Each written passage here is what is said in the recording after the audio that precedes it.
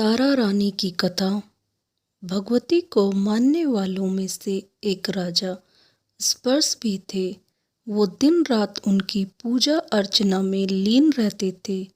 राजा को किसी चीज की कमी नहीं थी, बस उन्हें बच्चे की ख्वाहिश थी। सालों से बच्चा ना होने के कारण राजा कुछ निराश रहा करते थे।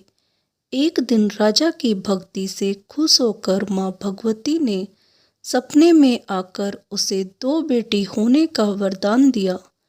आशीर्वाद मिलने के कुछ समय बाद राजा के घर एक बेटी पैदा हुई। बेटी पैदा होने की खुशी में राजा ने सबको दावत दी और बेटे की कुंडली बनवाने के लिए पंडितों को बुलवाया। सबने राजा से एक ही बात कही कि यह साक्षात देवी का रूप है। जहाँ भी इसके कदम पड़ेंगे वहाँ खुशियाँ ही खुशियाँ होगी। यह भगवती देवी की भक्तन होगी। इतना सब कहकर पंडितों ने लड़की का नाम तारा रख दिया। कुछ समय के बाद मंगलवार के दिन राजा के घर एक और बेटी पैदा हुई। ज्योतिषों ने उसकी भी कुंडली बनाई और उदास हो गए। राजा ने जब उनसे उदासी का कारण पूछा तो ज्योतिषों ने बताया कि ये लड़की आपके जीवन में खूब सारा दुख लेकर आएगी। राजा ने ज्योतिषों से पूछा कि आखिर मैंने ऐसे कौन से खराब कर्म किए थे कि इसने मेरे घर जन्म लिया है। ज्योतिषों ने बताया कि आपकी दोनों बेटियां राजा इंद्र की अप्सराएं हुआ करती थी। इनमें से बड़ी बहन का नाम तारा और छोटी का रुक्मन था। एक दिन ये दोनों मिलकर धरती की सैर करने के लिए गई। दोनों ने ही वहां पहुंचकर एकादशी के दिन का व्रत रखा। तारा ने अपनी छोटी बहन से कहा कि आज एकादशी का व्रत है, इसलिए बाजार जाकर कुछ ताजे फल ले आओ, लेकिन वहां कुछ खाना मत। रुक्मन बाजार फल लेने के लिए चली गई। वहां उसे मछली के पकोड़े दिखे। उसने झट से उन्हें खा लिया और अपनी दीदी के लिए कुछ फल ले लिए। रुक्मन से तारा ने पूछा कि तुम अपने लिए फल क्यों नहीं लाई। उसने जवाब दिया कि वो मछली के पकोड़े खाकर आई है। तारा ने गुस्से में कहा कि तुम पापिन हो, एकादशी के दिन तुमने मछली खा ली। ऐसे खराब कर्म के लिए मैं तुम्हें छिपकली बनने का श्राप देती हूँ। अब उसी जंगल में तारा की बहन छिपकली बनकर रहने लगी। वहाँ एक जाने माने ऋषि गुरु गोरख भी अपने कुछ शिष्यों के साथ रहते थे। उनके शिष्यों में से एक बहुत ही घमंडी था। अपने घमंड के चलते वो शिष्य कमंडल में पानी भरकर एकांत में बैठकर तपस्या करने लगा। तभी एक प्यासी गाय वहां आ गई। उसने सीधे अपना मुंह उस कमंडल में डाला और पानी पी लिया। पानी पीने के बाद जैसे ही गाय अपना मुंह बाहर को निकालने लगी तो कमंडल नीचे गिर गया और ऋषि का ध्यान भंग हो गया। ऋषि ने देखा कि गाय पानी पी गई है। अब गुस्से में ऋषि ने गाय को एक चिमटे से बुरी तरह घायल कर दिया। इस बात की जानकारी जब गुरु गोरख को पड़ी तो वो तुरंत गाय को देखने के लिए गए। जैसे ही उन्होंने गाय की हालत देखी, वैसे ही अपने उस घमंडी शिष्य को आश्रम से बाहर निकाल दिया। कुछ दिनों के बाद गौ माता पर किए गए उस अत्याचार से होने वाले पाप को कम करने के लिए उन्होंने एक यज्ञ करवाया। इस यज्ञ के बारे में गाय को चिमटे से मारने वाले घमंडी शिष्य को भी पता चला। वो सीधे पक्षी का रूप धारण करके यज्ञ स्थल पर गया और भोजन में अपनी चोंच से मरा हुआ सांप डाल दिया। किसी को इस बात की खबर नहीं हुई। ये सब होते हुए तारा से श्राप मिलने वाली छिपकली रुक्मन देख रही थी। उसके मन में हुआ कि इसे खाकर सारे लोग मर जाएंगे। सबकी जान बचाने के लिए छिपकली बनी रुक्मन सभी लोगों के सामने भोजन पर गिर गई। लोगों ने छिपकली को खूब कोसा और बर्तन को खाली करने लगे। उसी वक्त भंडारा करने वालों को खाने में मरा हुआ सांप भी दिखा। तब कहीं जाकर सबको समझ आया कि छिपकली सबकी जान बचाने के लिए जानबूझकर भोजन में गिरी थी। एक छिपकली होने के बावजूद भी इतने अच्छे विचार होने की वजह से यज्ञ में मौजूद सारे महत्वपूर्ण लोगों ने कहा कि हमें इस छिपकली की मुक्ति के लिए प्रार्थना करनी चाहिए। पंडितों ने आगे बताया कि सबकी प्रार्थना से ही वो छिपकली तीसरे जन्म में आप जैसे प्रतापी राजा के घर बेटी के रूप में पैदा हुई है। वहीं तारा ने दूसरा जन्म तारामती के रूप में लिया और अयोध्या के राजा हरिश्चंद्र से शादी की। इतनी सब बातें कहने के बाद पंडितों ने राजा स्पर्श को रुक्मण को मारने की सलाह दी।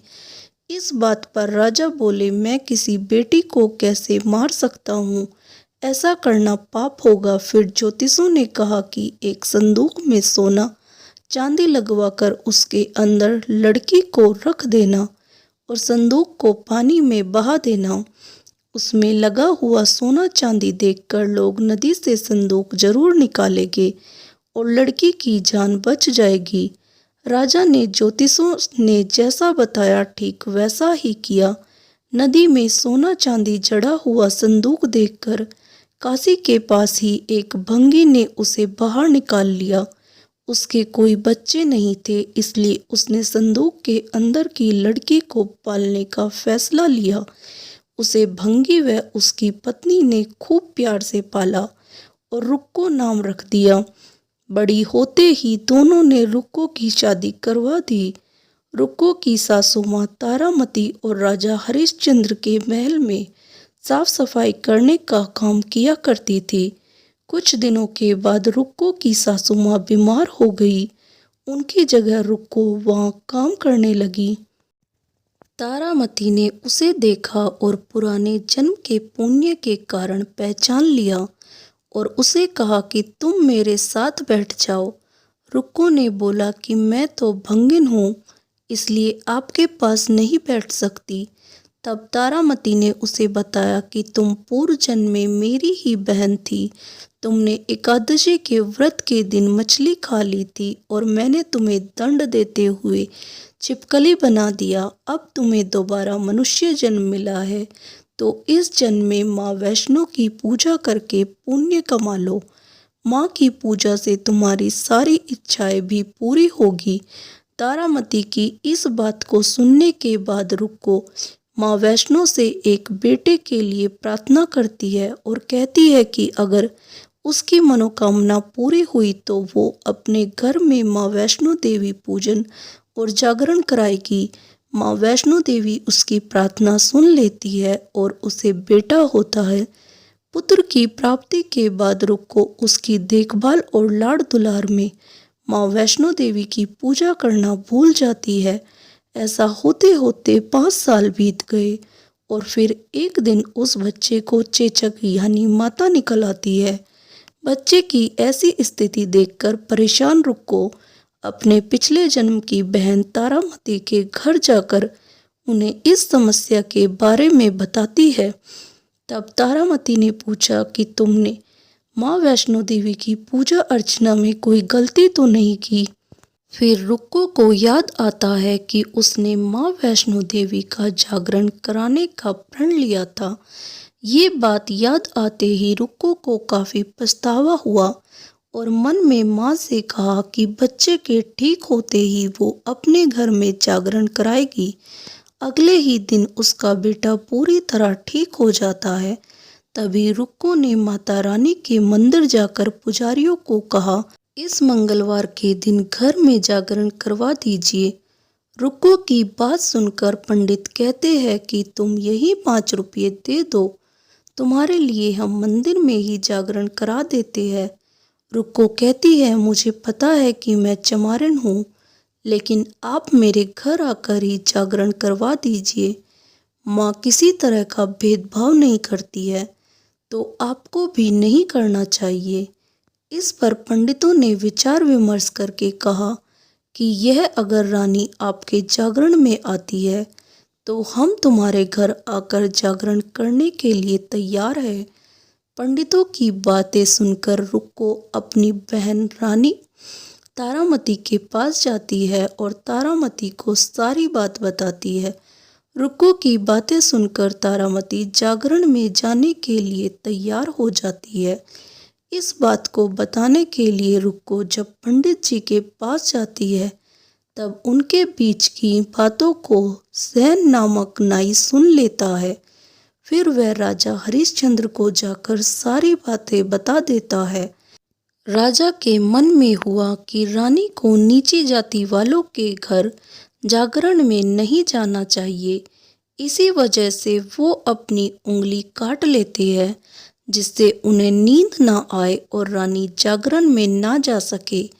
जब जागरण का समय होता है तब भी राजा को जागते हुए देखकर रानी मन ही मन माँ वैष्णो देवी से प्रार्थना करती है कि महाराज को नींद आ जाए ताकि मैं जागरण में जा सकूं। रानी की प्रार्थना के कुछ ही देर बाद राजा को नींद आ जाती है। फिर रानी तारामती रोशनदान में रस्सी बांधकर महल से नीचे आकर रुक्को के घर चली जाती है। इसी जल्दबाजी में रास्ते में ही रानी का रेशमी रुमाल और एक पाँव का कंगन गिर जाता है। इधर कुछ वक्त बाद राजा हरिश्चंद्र की नींद टूट जाती है।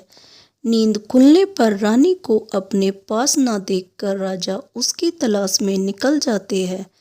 रानी को ढूंढते ढूंढते उन्हें रानी का रुमाल और कंगन मिलता है। रानी की चीज़ों को अपने साथ लेकर राजा जागरण स्थल पर पहुंचते हैं और एक जगह चुपचाप बैठकर जागरण सुनने लगते हैं। माँ वैष्णो देवी के जयकारे के साथ जागरण खत्म होता है और सभी को प्रसाद दिया जाता है। तब रानी अपने हिस्से के प्रसाद को झोली में डाल लेती है। रानी के ऐसा करने पर लोग उनसे पूछते हैं कि वो प्रसाद क्यों नहीं खा रही है। अगर आप प्रसाद का सेवन नहीं करती है तो जागरण में आए लोग भी प्रसाद नहीं खाएंगे। तब रानी बोलती है कि वह प्रसाद राजा के लिए था, अब आप मुझे प्रसाद दीजिए। फिर अपने लिए प्रसाद लेकर रानी सबके सामने उसे खा लेती है। रानी के प्रसाद खाते ही जागरण में मौजूद सभी भक्तों ने भी प्रसाद खाया। उसके बाद रानी महल के लिए निकल जाती है। तभी रास्ते में ही राजा उन्हें रोककर पूछते हैं कि तुमने नीच जाति के घर प्रसाद खाकर खुद को अपवित्र कर लिया है। तुमने मेरे लिए भी प्रसाद रखा है, अब तुम उससे मुझे भी अपवित्र करना चाहती हो। अब मैं तुम्हें अपने महल नहीं लेकर जा सकता। यह बोलते हुए जब राजा रानी की झोली को देखता है तब उन्हें प्रसाद की जगह गुलाब, चंपा जैसे अनेक फूल और कच्चा चावल व सुपारियां नजर आती है। इस चमत्कार को देखकर राजा हैरान हो जाते हैं। फिर राजा चुपचाप रानी को अपने साथ लेकर महल पहुंचते हैं। वहां रानी बिना माचिस के ही माता रानी के सामने दीप जलाकर राजा हरिश्चंद्र को और हैरान कर देती है। फिर रानी बोलती है कि माता के दर्शन करने के लिए बहुत बड़ा त्याग करना पड़ता है, इसके लिए आपको अपने बेटे रोहित की बलि देनी होगी, तभी माँ दुर्गा आपको साक्षात दर्शन देगी। यह सुनकर राजा के मन में माँ के दर्शन की इच्छा होने लगी, जिसके लिए राजा अपने पुत्र की बलि दे देते हैं। बलि देने के बाद माँ दुर्गा शेर पर सवार होकर प्रकट हो जाती है। उन्हें देखकर राजा हरिश्चंद्र काफी खुश हो गए और माँ दुर्गा ने तुरंत राजा के बेटे को दोबारा जिंदा कर दिया। इस चमत्कार को देखकर राजा हरिश्चंद्र खुश हो गए। तभी राजा ने माँ की पूरी विधि से पूजा करके उनसे गलतियों की माफ़ी मांगी। माँ दुर्गा ने भी राजा को खुश रहने का आशीर्वाद दिया और अंतर्ध्यान हो गई। तब राजा ने तारा रानी से कहा कि मैं बहुत खुश हूँ कि मुझे पत्नी के रूप में आप मिली है। फिर राजा हरिश्चंद्र, तारा रानी और रुक्मन तीनों अपनी मनुष्य योनि से छुटकारा पाकर देवलोक में चले जाते हैं। कहानी से सीख। तारा रानी व्रत कथा जीवन में श्रेष्ठ कर्म करने की सीख देती है। बुरे कर्मों के फल इंसान को भोगने ही पड़ते हैं।